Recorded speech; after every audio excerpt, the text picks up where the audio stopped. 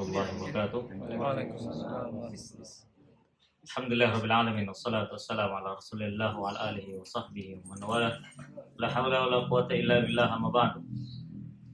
Alhamdulillah rabbil alamin, bersyukur pada Allah Subhanahu wa taala yang telah memberikan kenikmatan kepada kita semuanya.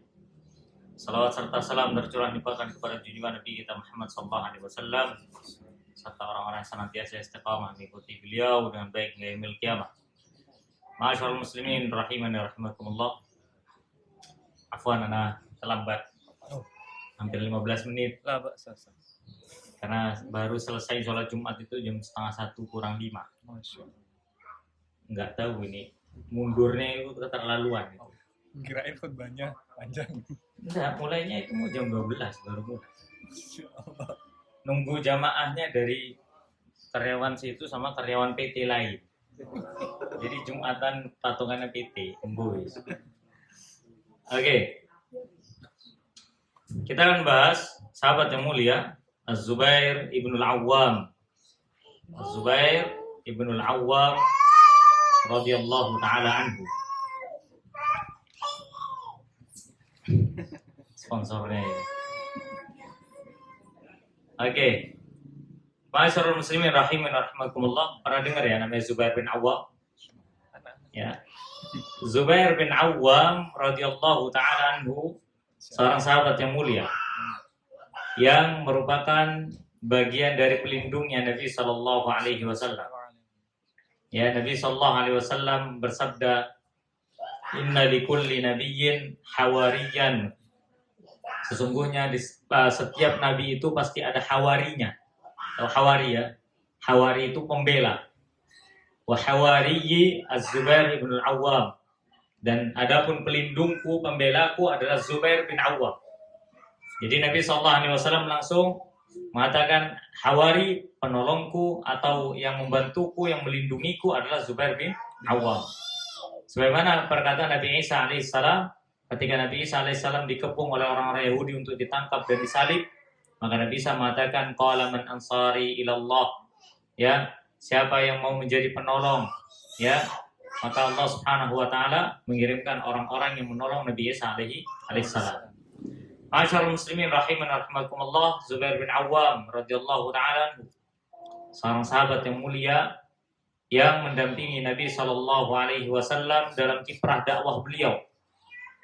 Ya, dan beliau juga merupakan sahabat yang memiliki garis keturunan sampai pada suku Quraisy atau berasal dari suku Quraisy dengan nasab yang tertinggi. Ya, dan Zubair bin Awwam ini merupakan anak dari bibiknya Nabi sallallahu alaihi wasallam. Anak dari bibiknya berarti siapanya? Ya, sepupunya Nabi sallallahu alaihi wasallam. Kemudian dan ia nasabnya bertemu dengan Nabi Shallallahu Alaihi Wasallam pada jalur Qusay bin Kilab. Pada jalur Qusay bin Kilab. Beliau masuk ke dalam Islam, dan beliau merupakan orang yang keempat atau kelima setelah Abu Bakar As-Siddiq radhiyallahu taala anhu yang pertama. Jadi Zubair bin Awwam termasuk sabiqun al-awwalun minal muhajirin wal ansar. Adapun ibunya bernama Safiyah bintu Abdul Muttalib, bibinya Nabi Sallallahu Alaihi Wasallam, dan di akhir hayatnya ia masuk ke dalam Islam dan bagus pula keislamannya. Adapun istrinya, istri Zubair bin Awwam ini, ya, siapa namanya? Asma bintu Abu Bakar. Ya, istri pertamanya adalah Asma bintu Abu Bakar. Ya, kasihan batu ini.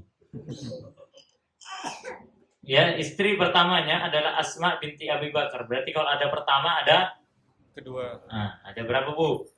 4. Ya, pokoknya begitu.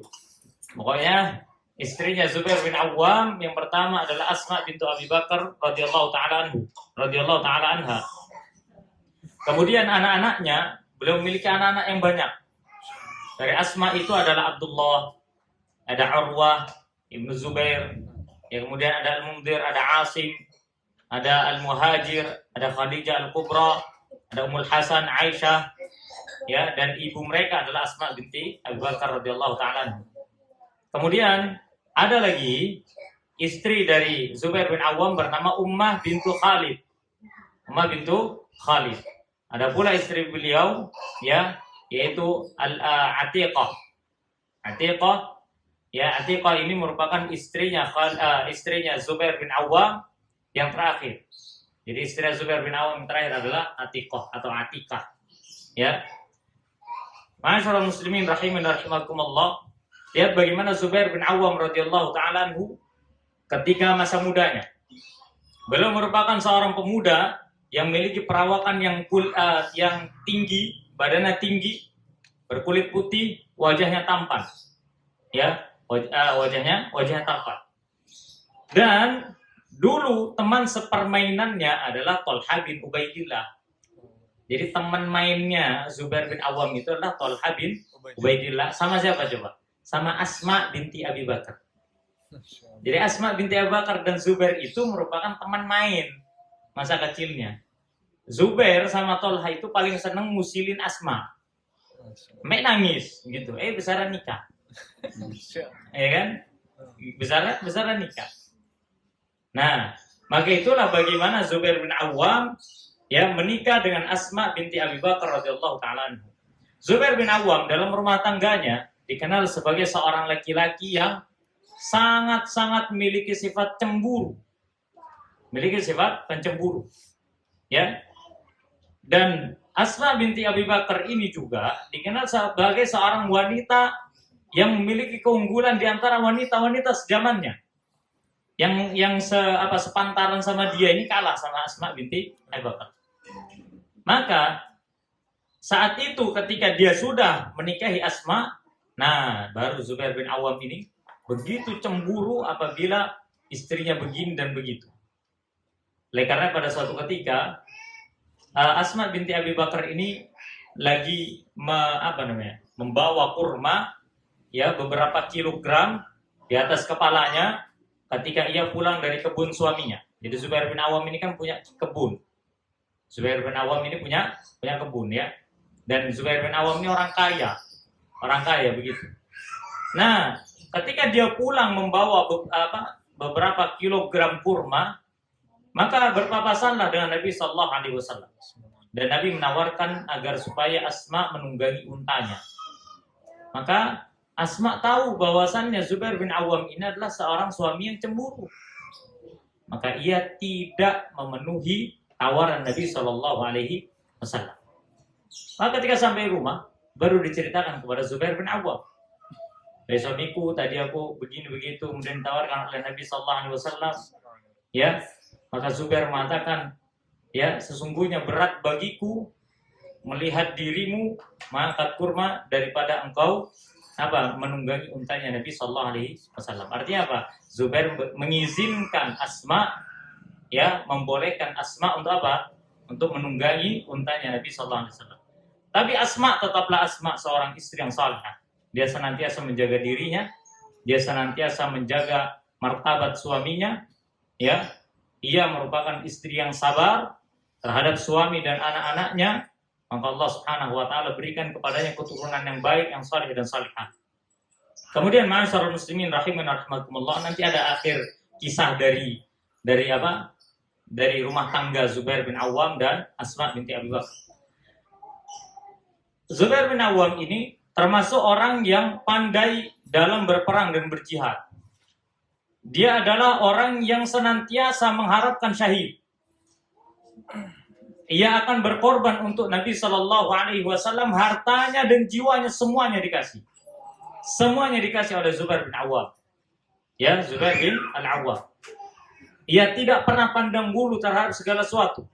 Ketika ia mendapatkan rezeki, dia akan mendapatkan harta, dia akan infakkan di jalan Allah Subhanahu wa taala. Jadi orang yang dermawan. Dan Zubair bin Awam ini memang dikenal di kalangan masyarakat Madinah sebagai seorang pelindungnya Nabi Sallallahu Alaihi Wasallam. Ya, ini Zubair bin Awam. Jadi dia tidak akan pernah membiarkan, ibarat kalau bahasa kita pas pampresnya. Pas pampresnya siapa? Nabi Sallallahu Alaihi Wasallam.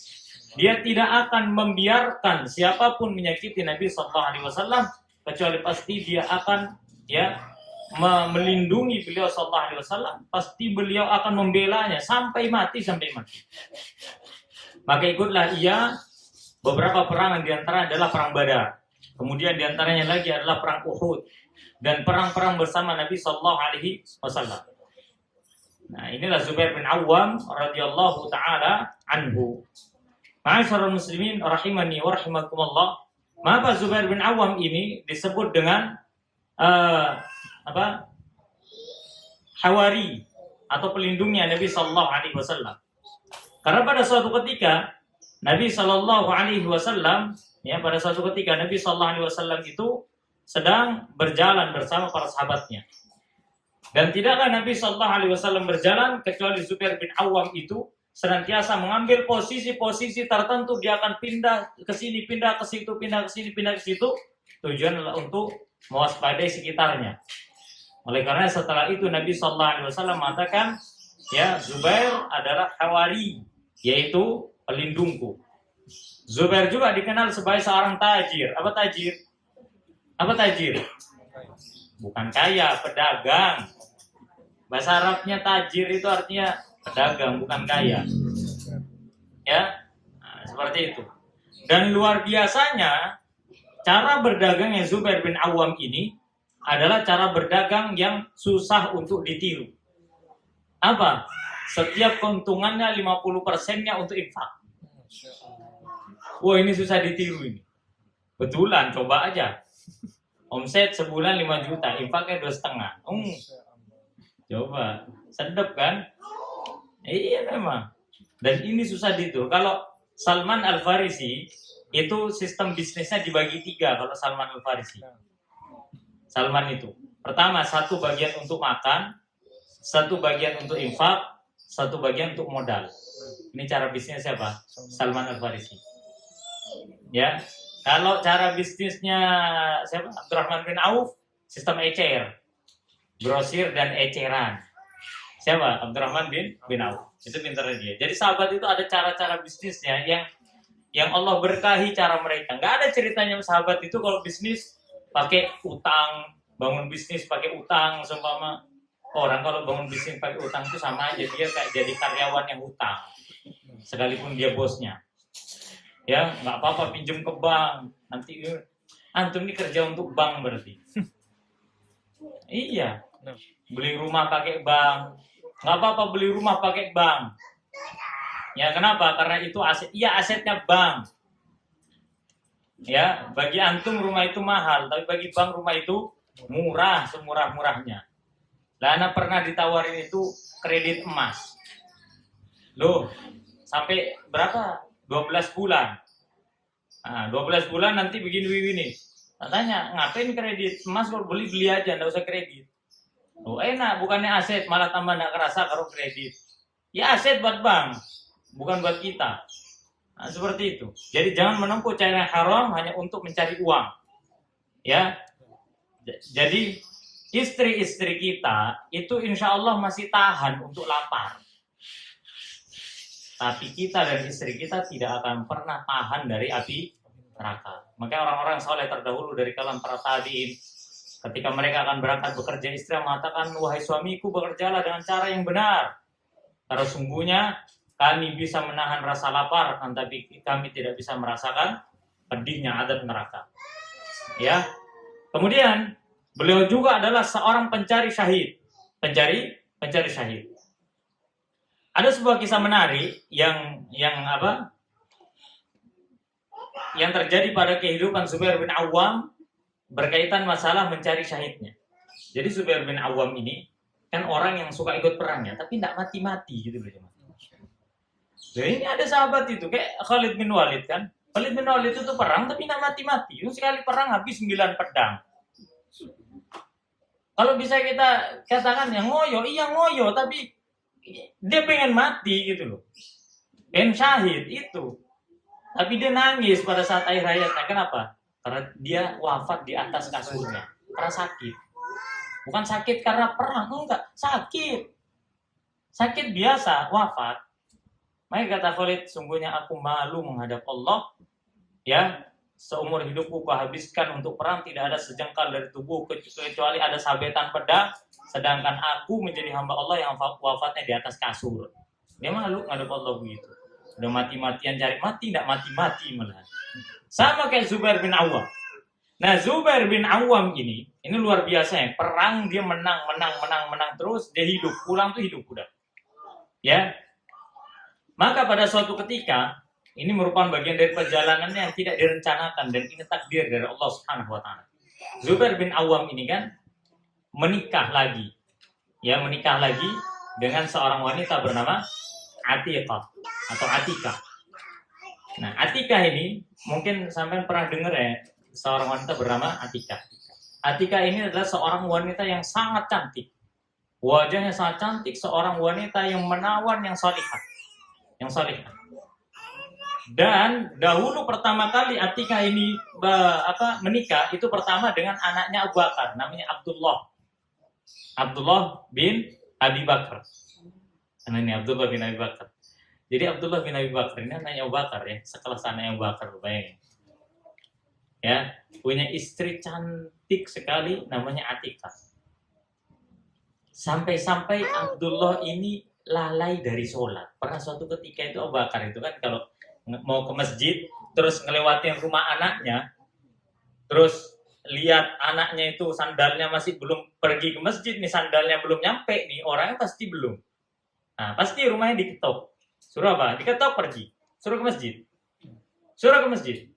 Nah, ini jadi dalil juga bagi suatu jamaah yang suka ngetuk rumah orang ngajak sholat. Itu Abu Bakar ngajak, itu bapak ke anak, antum ke tangga apa urusannya? Emosi kan anda jadinya. Konsepnya Iya kan? Iya. Lah itu sahabat, bapak ke anaknya biasa, terserah mau anaknya dibanting pun terserah, urusan dia sama bapaknya. Lantum sama tetangga, ya kan digetuk kayak dipaksanya, janganlah ikrah fitin, terserah mau sholat apa enggak terserah. Nah, digetoklah pintunya. Nah, Abu Bakar saat itu tidak sengaja melihat anaknya ini lagi gurau sama istrinya. Siapa? Sama Atiqah. Nah, Abu Bakar melihat, wah anak saya ini sudah saking cintanya sama istrinya sampai lupa sama sholat. Benar kata Allah. Innama amwalukum wa auladukum wa azwajukum fitnah. Udah fitnah sudah. Akhirnya sudah.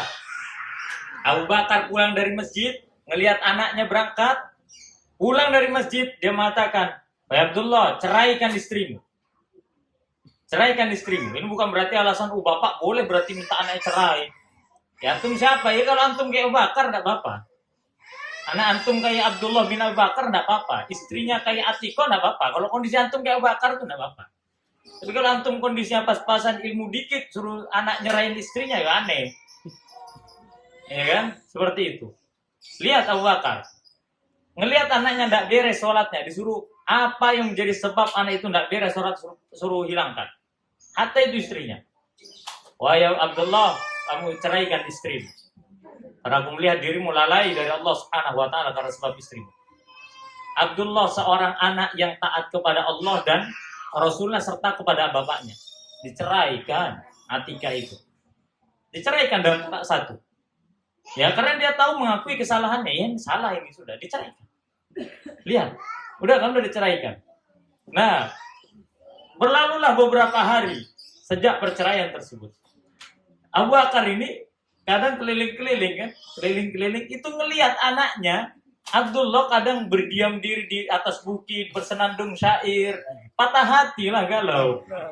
Galau Abdullah bin Abi Bakar ini galau. Udah galau, udah kan?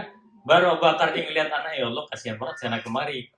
Kasihan dia. Akhirnya Abu Bakar mengatakan ya sudah kalau dia lihat perubahan anaknya bagus, sholatnya bagus segala macam. Abu Bakar mengatakan rujuklah engkau dengannya. Sudah rujuk, selesai rujuk. Lanjutlah dia rumah tangga sampai dia memiliki putra dan putri. Maka Atikah ini setelah rujuk lagi dengan Abdullah ikut perang wafat. Abdullah ikut perang wafat.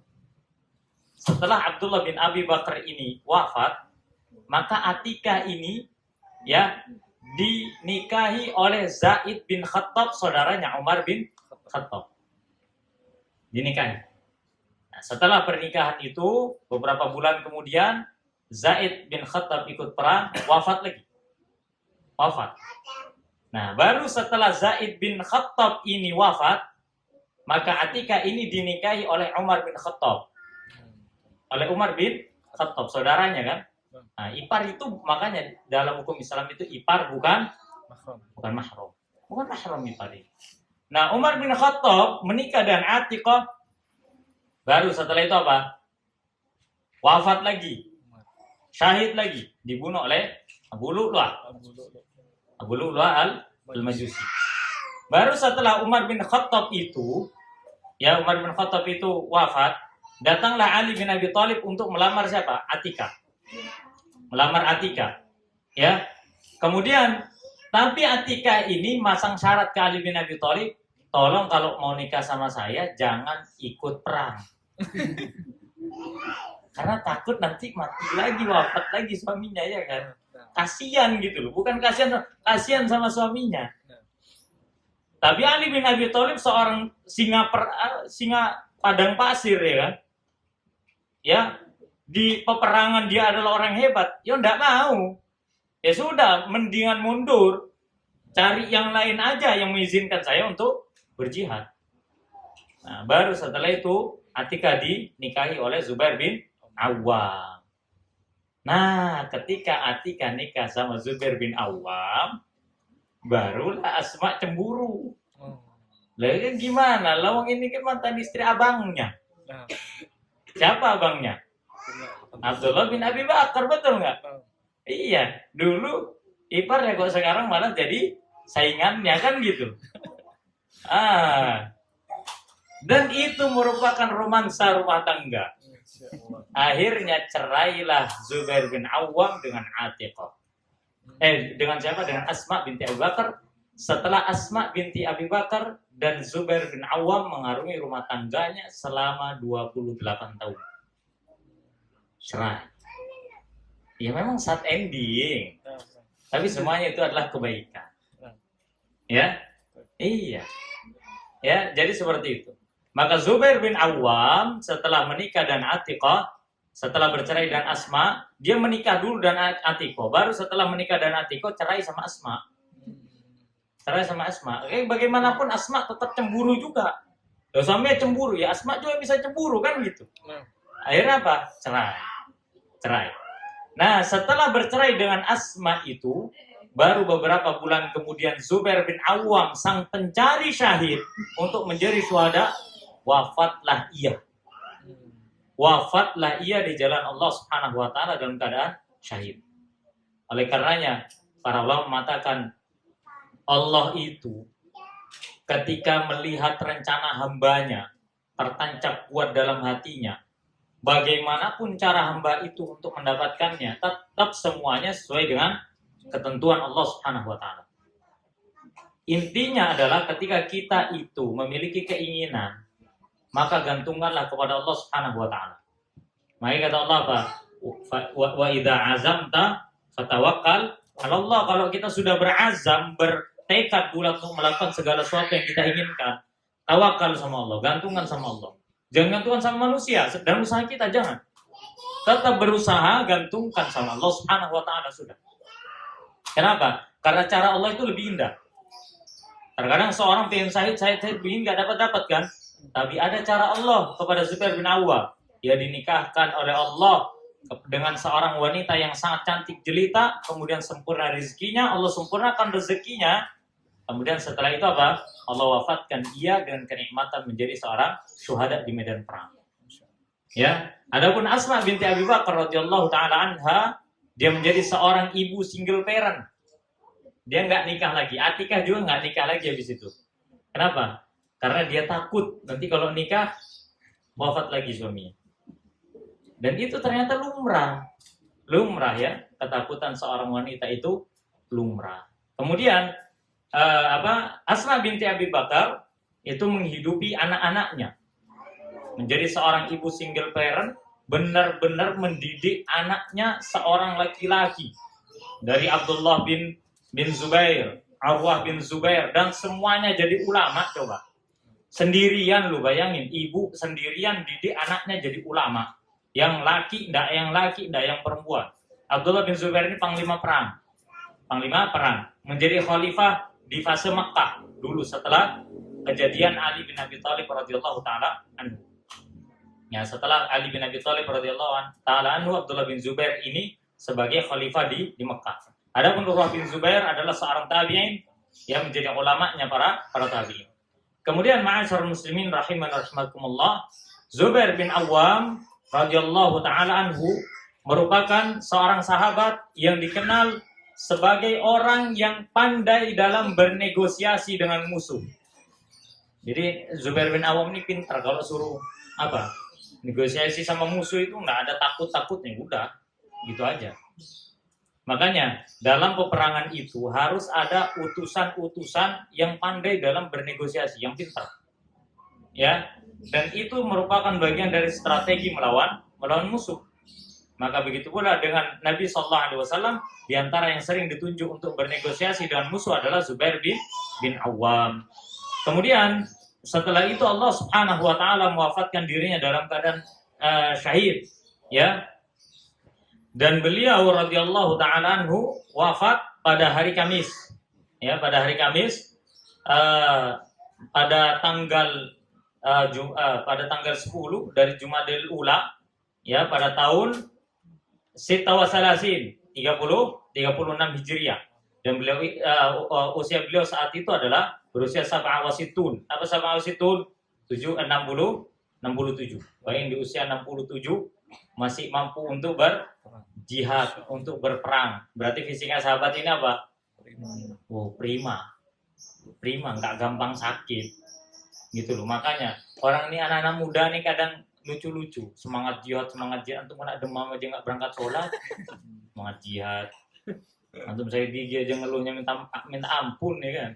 Jihad. Ayo kenapa nggak bela Palestina? Antum bela Palestina, kon ngeluh aja lo, mau bela skadron ya. Ini kita ngeluh itu, ngeluhnya itu sampai ngeluh. Sampai seperti itu coba. Gitu mau gaya-gayaan jihad. Jihad fajahid nafsak, coba. Oh, ini kenapa lagi? Ini pengajian ini penuh dengan drama memang. Ya, fajahid nafsak. Apa fajahid nafsak? Maka jihadlah dirimu sendiri.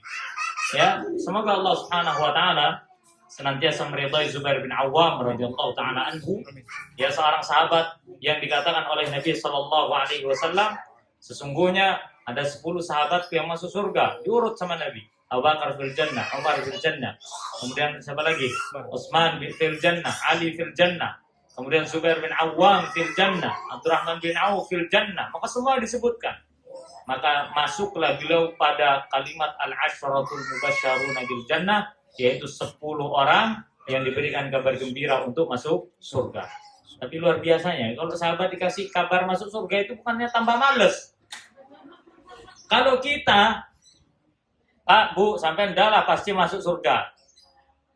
Wes, nggak usah ke masjid, nggak usah kajian, nggak usah sholat, nggak ngaji, nggak. Ngapain ngaji loh sudah masuk surga? Lihat sahabat itu pada saat perang Badar. Selesai perang Badar, dikasih hadiah sama Allah Subhanahu wa taala. Hadiah terbaik. Apa kata Allah?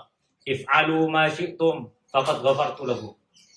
Kerjakan apapun yang kalian mau, dosa kalian yang lalu dan yang akan datang terhapus sampai mati. Udah itu, udah hatinya tuh udah putih sudah itu. Sahibul Badar itu sudah putih hatinya. Udah nggak ada nokta-nokta hitam-hitam itu nggak ada. Nggak berlaku lagi dosa buat mereka. Kenapa? Karena sudah Allah jamin. Tapi luar biasa, mereka itu saya ikut perang Uhud, perang Khandaq, perang Tabuk, perang ini, perang itu. Saya sholat, saya sodako, saya ini, saya itu, semua dikerjain. Kenapa? Karena para sahabat itu punya prinsip, ya. Mereka itu bukan sekedar mau surga, tapi mereka itu mau surga yang istimewa. Kalau kita kan pasrah aja masuk surga apa enggak, ya terserah. Pokoknya anak masuk surga, mau masuk yang VIP nggak apa-apa, ya emperan lah nggak apa-apa. Makanya sampai ada syairnya kan, ya, saya ini dulu syair Abu Nawas itu, ya, ilahi lastu lil firdausi ahlan wala aqwa 'ala naril jahimi. Ya, saya ini nggak pantas masuk ke surga, tapi saya juga nggak kuat masuk neraka. Antum tahu syair ini syairnya Abu Nawas, tobatnya Abu Nawas di akhir hayat, kemudian dia bersyair. Dia minta ampun betul-betul kepada Allah dengan syairnya itu.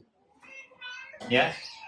Iya, Abu Nawas loh ya. Abu Nawas, selucu-lucunya Abu Nawas, tobat akhir hayat. Coba, sekarang diamalkan. Ya, wala aqwa. Ya kita nggak boleh ya mengucapkan seperti itu, nggak boleh. Ya Allah terserah wis, saya mau masuk surga ya sungkan, mau masuk neraka yang nggak kuat. Ya terserah wis mau digimana, ya nggak boleh. Seorang hamba tetap harus berharap kepada Allah Subhanahu Wa Taala. Lihatlah sahabat itu, kalau sudah berharap dia terus berharap sampai harapannya diwujudkan oleh Allah. Kalau harapannya itu belum diwujudkan, tetap tidak pernah putus asa untuk apa? Berharap. Siapa dulu? Nabi siapa? Nabi Zakaria kalau nggak salah ya. Ya, ketika Allah Subhanahu Wa Taala tidak memberikan anak kepadanya, kemudian dia berdoa kepada Allah, ya Allah, saya ini nggak pernah lelah untuk berdoa. Ya doa terus sampai Allah kabulkan. Ya, kayak Nabi Ayub ditimpa penyakit, doa terus. Tahu penyakit Nabi Ayub berapa tahun? 18 tahun. 18 tahun itu. Nabi Ayub sakit. Ya yang tersisa, yang sehat itu cuma lisan sama hatinya. Lisannya, lidahnya sama hatinya. Lainnya semua rusak anggota tubuhnya. Nggak tahu mau disebut komplikasi kayak apa coba. Orang penyakitnya 2 komplikasi udah kayak mau mati aja bawaannya. Tapi enggak, Nabi Ayub senantiasa berharap kepada Allah sampai Allah kabulkan. Maka begitulah seharusnya seorang muslim. Wallahu a'lam bishawab. Subhanakallahumma rabbana bihamdika. Enggak ada pertanyaan kan? Enggak ada ya? Udah lah, enggak usah tanya-tanya. Ya. Subhanakallahumma rabbana bihamdika.